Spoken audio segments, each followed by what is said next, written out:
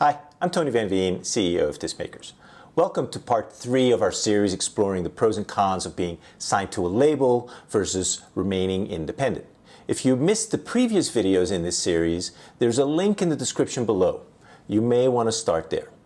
Today we explore the dream scenario for so many artists, getting signed to a major label. As artists, we've all been there, right? Haven't we? Fantasizing about getting that big cash advance and recording our next album on the label's dime at a fancy studio in LA or New York with well-known collaborators and making a slick music video with lots of cool special effects. I mean, why not? Label's paying, right? Okay. So now let's wake up from that daydream and explore some of the realities, the pros and the cons of today's major label deal. Let's start by discussing the many pros of being on a major label. One of the first things that every artist thinks about is that big label advance. And indeed, many major label contracts include an advance to help you cover the cost of recording and other upfront expenses. This frees you up to focus on your music, which is awesome, of course. But it is important to realize that this advance is not a generous gift from the label because they love you and your music so much. It's money the label would have paid you later in royalties that is being fronted to you, which is why it's called an advance. So in essence, you are giving yourself that advance because it will come out of your future royalty streams. One of the nice things of being signed to a label is that there will be a full support team to help you with the business side of your music career. That means less admin work for you. The label also has lots of creative resources to help you make better recordings. They have access to high-quality studios, top-notch producers to work with, as well as a stable of songwriters to help you take your compositions to the next level, A&R reps to coach you, as well as graphic designers to make your album cover and your posters and your merch look pro. Then there are the promo resources that a label has. I mean, every label has a team or sometimes multiple teams to manage your social media or your radio play or marketing or PR or reviews and other promo channels to help your music get heard. These resources are a huge deal and they're essential, obviously, to helping an artist break out and become huge. Major labels also have dedicated distribution resources who can get your product into stores and get your music onto the right playlists. One of the biggest advantages of being on a major label is financial. They have the budget to spend just about anything they want on recording or promotion if they think they'll get a positive ROI out of it. A major label also has clout and connections to make things happen, from radio play to concert slots and magazine profiles, which is a big deal. And labels are also able to offer you tour support, from placing you on a bill with other larger artists to help expose you to new potential fans, to also marketing and transportation and merch. And finally, being signed to a major label brings a level of prestige to you as an artist. I mean, it validates your musical efforts, your talent, your hard work by saying, essentially, that out of the tens of millions of artists active worldwide, you are good enough to have passed all the tests and all the filters and all the screening needed to be one of just a few hundred artists to have reached the pinnacle of being signed to a major. And, not that it really matters, but it's a nice little boost to your ego. So as we see, there are many tangible advantages to being signed to a major label contract, but there are also a number of cons to consider. Let's start by discussing the financial ramifications of being on a major label. Even though you are the creative driver, you will receive a relatively low royalty rate for your efforts. You already know that as an independent artist, you make 100% of all the revenue you receive, right? Or you will receive 100% of all the revenue that you make. All your Spotify royalties come directly to you, and so do your publishing royalties. When you sell a CD for 10 bucks at a concert, you'll receive 10 bucks and you'll make a $9 profit. When you're signed to a major label, as much as 90% of your royalties go to the record label. Unless maybe you're a superstar with some real negotiating clout. I mean, whenever you hear a major artist like, some legacy artist like Peter Frampton complain that with tens of millions of streams, they only made a few $100 in royalties, that is not because the streaming platforms pay so little. It's because the contract that Peter Frampton signed with the label pays him just a small part of the total royalties that the label receives. And that's likely to happen to you too.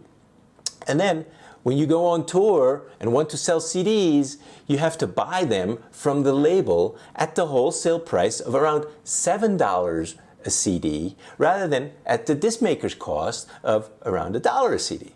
Now, of course, the hope is that the label will allow you to get so many more streams and sales that in the trade-off between independent and getting 100% of the revenue and on a label and getting 10%, you would be better off on the label than if you'd remained independent.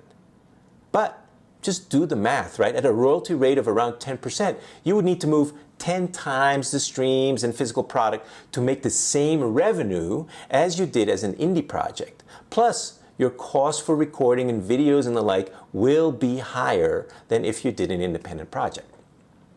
Then there's the fact that the advance needs to be recouped. Essentially, you won't be receiving much in royalties you're entitled to, or maybe no royalties at all, from streaming and sales and publishing until the advance you received is paid back to the label. Now, one thing I've heard from several artists is that they're really frustrated about the loss of creative control. When a label signs you, they sign you for what you can be in their eyes, not so much for what you are. And as such, there's a good chance that they will try to steer your sound, your look, and your career direction into what they envision for you, not so much what you want for yourself. I'm sure you can imagine how frustrating that can get. One artist told me that every time he submitted a new song for his album to his A&R rep at the major, the rep kicked it back with the comment, "It's not a hit, keep on writing." This went on for so long that his album was delayed by more than 2 years, during which time he was unable to release any music for his fans from his indie days, which resulted in his fan base basically losing interest in him, and when his album finally came out 2 years later, it flopped. Now, in addition to giving up creative control as an artist on a label, you can also experience a loss of business control. The major label contract restricts what you can and can't do, and frequently the label will want to control your social channels, your fan mailing list, your release calendar, and even some of your direct contact with your fans. Another big thing is that usually when you sign with a major, you give up all your intellectual property rights, or most of your intellectual property rights. The label starts out by owning the sound recording rights to your albums and your singles, which drive most of your streaming and sales royalties. And just as importantly, the majors have all their own publishing divisions, and they'll want to own your publishing too. And I know of a number of cases where in order for an artist to get a label contract, the artist has had to turn over the publishing and even the sound recording rights of some of their older indie albums to the label. I mean, can you negotiate the ownership of publishing? Possibly, and as a songwriter, you will receive some publishing royalties, but the bulk of those revenue streams will go to the label. Next up, you'll sign a contract and you'll be locked into that contract that you signed. That's the point of signing a contract, to hold both parties accountable. But these contracts are usually quite favorable to the label, and you won't be able to get out until you've delivered the required number of albums and you're fully recouped, which can sometimes actually keep you locked in longer than the original term of the contract because you still owe the label. These contracts give labels the power to essentially block your career, because if you still owe them albums and they won't release those albums, you're dead in the water. Now, one of the biggest concerns for you when you're a newly signed artist to a major is that you'll be a small fish in a big pond. There are plenty of cautionary tales about the lack of attention that emerging artists receive at the majors because the bulk of their resources go towards pushing the blockbuster artists who are their cash cows. And that's likely to be the case for you as well. Now, related to this point, the major label game has changed over the past decade or two to the point where labels today offer virtually no artist career development to new artists any longer. Building an artist up into a major star over a decade or more just doesn't really happen anymore. As an emerging artist on a major, you are left to mostly fend for yourself while the label hopes to minimize their losses on you. Which means that most newly signed artists get a frustratingly small promo budget for their album. I mean, one artist I spoke to was so frustrated because the promo budget that the major label had for his new album was smaller than what he had spent as an indie artist promoting his previously self-released album. And his royalty rate at the label was so low that he couldn't afford to spend any of his own money, frankly, to promote the new album. Another frustrating part of being on a major is the long production cycles. As an indie artist, when you've recorded your album, you can master it, you can design it, you can make CDs, you can get it on Spotify, and voila, your album is out. The whole process takes weeks, maybe a month from the time you're done mixing. Now, major label releases are notorious for taking many months, sometimes years, to finally get out into the market. I mentioned one frustrating part already, the fact that the label may not like the music and keep asking for more. And then there's the production timeline itself, just the time it takes to get all the logistics set up, which will take months. One thing majors love to do with artists is grab any royalties that they can, even if they didn't necessarily contribute to those royalties. They have a benign sounding name for this kind of financial overreach, the 360-degree deal. This money grab involves not just the royalties from your recordings and publishing, but also part of your concert and your merch revenues, plus any other revenues coming to you, even though the label may not have contributed to driving any of those. And then there is the unfavorable contract language. When you negotiate your first label contract, you usually have very little leverage to negotiate. Labels will give you a contract that is very favorable to them. And your ability to have a balanced contract will frequently depend on the battle of wits between your lawyer versus their lawyers. And their lawyers do this for a living every day, which is why you definitely want the most experienced music industry lawyer you can afford by your side. Now, all of the above lead to major frustration for artists at all the constraints imposed on them by the label. Now, what about those old stories about accounting fraud by labels that allow them to steal your royalties by cooking the books? Well, as one major entertainment lawyer told me, nowadays the majors don't cook the books. Their contracts will spell out exactly how they will steal from you. So conclusion?